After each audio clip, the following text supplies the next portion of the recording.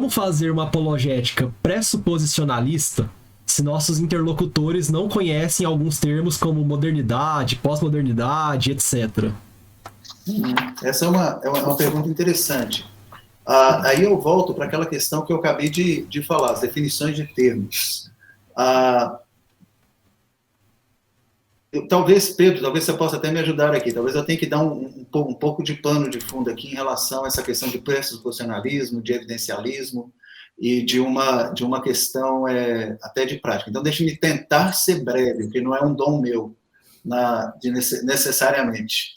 Mas quando se fala de apologética, você não distancia a apologética da teologia. É impossível você fazer isso. Isso, estou falando, apologética é uma palavra que se aplica a todos os campos da vida. Estou falando da apologética bíblica. Então, não se distancia da teologia. A teologia, da maneira como nós explicamos, ela pode ser conclusiva, ela pode ser intuitiva, ela pode ser especulativa. A conclusiva e a intuitiva é aquela que nós nos apegamos ao texto bíblico de maneira total, e muito claro, por exemplo, Êxodo 20 fala, não adulterarás, certo? Então, a gente sabe o que fazer. A versão bíblica, por exemplo, que a maioria tem, fala não matarás. Na realidade, é não assassinarás, porque aí a gente entra numa parte não só de conclusão, mas também de dedução, de intuição do que o texto vai dizer. O problema é uma questão que muitas vezes a gente passa para a questão especulativa dos textos, de dizer algo, fazer uma pergunta para o texto que o texto não está querendo responder, ou que o texto não se propõe a responder de maneira nenhuma. Então, essa raiz, e aqui deixa eu voltar na pergunta de novo, essa raiz desse conhecimento, a gente tem que pensar que nessa discussão, o que nós vamos levar para aquele ambiente, para aquela arena, não é necessariamente baseado em pressuposições ou no arcabouço teológico que nós temos de uma maneira geral e no linguajar que nós temos de uma teologia que chega naquele campo muitas vezes especulativo.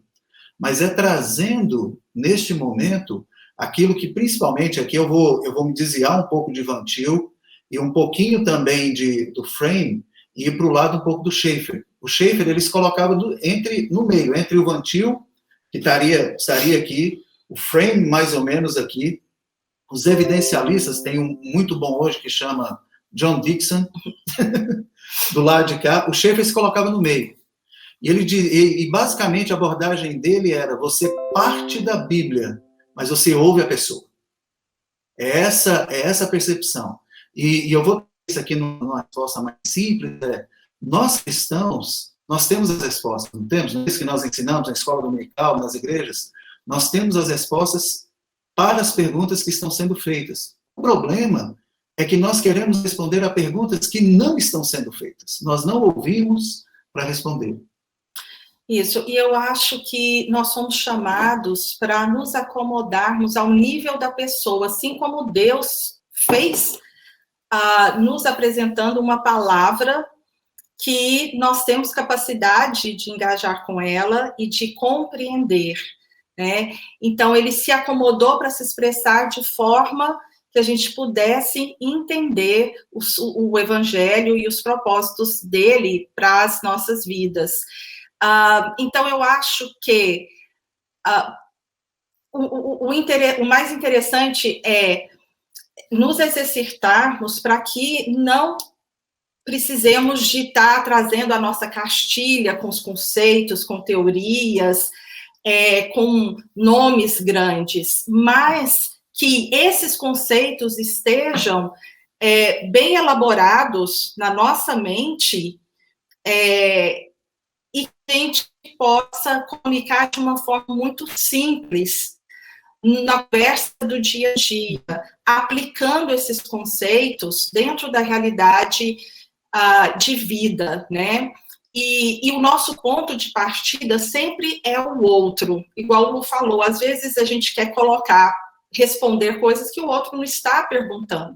Então, o ponto de partida é o outro, não é o nosso conhecimento, não é nós mesmos, né? É a hospitalidade, é o acolhimento, é a curiosidade genuína, é a escuta empática, verdadeira, né? Para que a gente possa compartilhar com eles o que Deus já está fazendo na vida deles. Nós temos que ter esse tipo de curiosidade, fazermos perguntas para a gente compreender o que Deus já está fazendo, porque se a gente está diante de um escolhido do Senhor, nós somos apenas uma peça a mais que está sendo usada para Deus cumprir os propósitos na vida daquela pessoa. Então, o que Deus já fez, o que Deus já mostrou, o que Deus está fazendo. E a gente só vai saber disso quando a gente olha para o outro e tem curiosidade de saber como que Deus está traçando o plano redentivo na vida da pessoa. Exatamente. E dentro dessa perspectiva, colocando isso do que a Lu falou, de fazer perguntas, o que Schaeffer falava é que se ele tivesse 1 hora de encontro com uma pessoa, ele passaria aí 50 minutos ouvindo e 10 minutos fazendo perguntas para ela, para que pudesse fazê-la refletir sobre tudo aquilo que ela havia falado, né? Então, de acordo com essas linhas. Isso, e só para falar, eu acredito também na importância da nossa vulnerabilidade, que eu falo de vulnerabilidade redentiva, é que nós não vamos estar preparados para respondermos a todas as perguntas.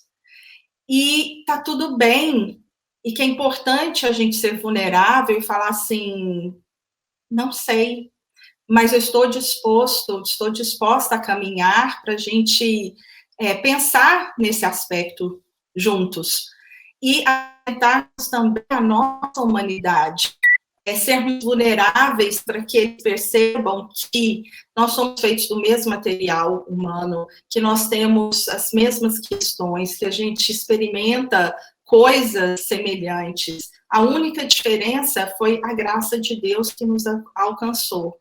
Mas esse ponto de contato com a humanidade do outro é extremamente importante nesse processo de acolhimento e da apologética. E só jogando um pouco de lenha na fogueira, ou gasolina, o que vocês quiserem falar, é que a gente tem visto desviar agora, o desvio acontecendo, especialmente com toda a polarização que a gente ouve falar no mundo inteiro, de que é exatamente isso, ao invés de ter-se empatia, busca-se ou nutre-se antipatia para o outro e tenta-se responder as perguntas na base não de um diálogo que vai ser um diálogo que vai promover crescimento ou conhecimento, mas um diálogo que na realidade, busca um embate. A gente depois nas perguntas para frente, a gente pode colocar isso um pouco mais, mas toda a apologética do Novo Testamento, ela é respondida de uma forma, muitas vezes, enfática e dura, especialmente, o que é muito interessante, especialmente quando essa apologética é voltada para dentro da igreja, que nós chamamos de exortação, que é a defesa dos padrões e ensinamentos bíblicos para dentro da igreja. Mas ela é sempre feita de uma forma contextual. As pessoas não precisavam entender as raízes do argumento. E muitas vezes nós pegamos essa mesma estrutura do argumento que era se usada há 2.800 anos atrás e queremos usar a estrutura do argumento, ao invés de usar o princípio, usar a contextualização e usar aquilo que é a parte, o fundamento bíblico, para agora, para o momento.